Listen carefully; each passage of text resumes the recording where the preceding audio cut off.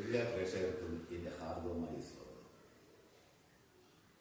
ഞാൻ ആദ്യമായി പറയാൻ പോകുന്നത് മഹാത്മാഗാന്ധിയെ കുറിച്ചുള്ള ഒരു കവിതയാണ് ഞാൻ ആദ്യമായി പാടാൻ പോകുന്നത്.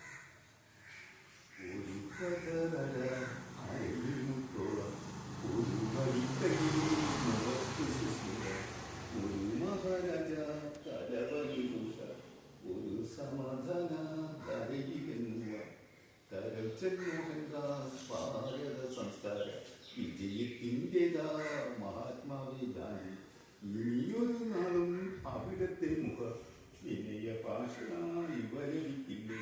നിനക്ക വയ്യതാൽ മനുഷ്യനായക കനത്ത ശോഭത്തെ വഹിപ്പതെങ്ങനെ.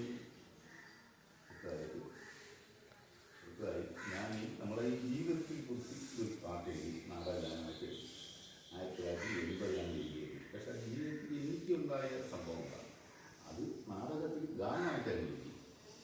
കരലരുന്നു കരച്ചിരിക്കുന്നു ഭൂമിയിൽ ജീവിതം വേർതിരിയുന്നു സത്യമഹാ സരസ്വതി ക്ഷേത്രം ജീവിതമൊരു സങ്കല്പമാത്രം ജീവിതമൊരു സങ്കല്പമാത്രം. പൊന്നമ്പലത്തിൽ തൊഴുതിട ഞാൻ തൊഴുതിടാം എന്റെ സ്വപ്നങ്ങൾ മറവു ചെയ്തിടുവാനായി യാചകനായി ഞാൻ വന്നു നിൽക്കൂ.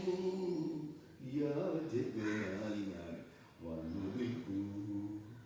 പിന്നെ എൻ്റെ ഒരു പാട്ട് പാടി എഴുതി.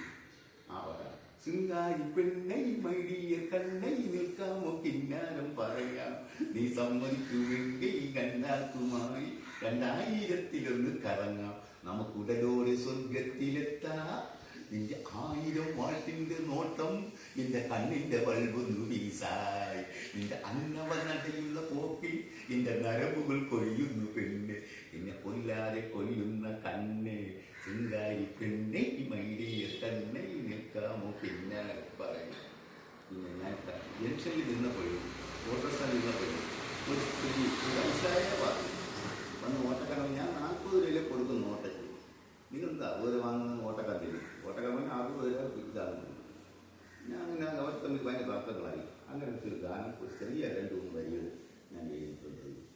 അതായത് ഓട്ടക്കാരൻ പത്രോസേ ഓട്ടമുണ്ടോടോ ഓട്ടക്കാരികൾ നീ എന്നെ കത്തി വയ്ക്കല്ലേ ഓട്ടം പോട്ടെ ഓട്ടേക്കാൾ വേഗതയിൽ മീറ്റർ ഓടുന്നേ കഷ്ടമാണ് ഇത് നഷ്ടമാണ്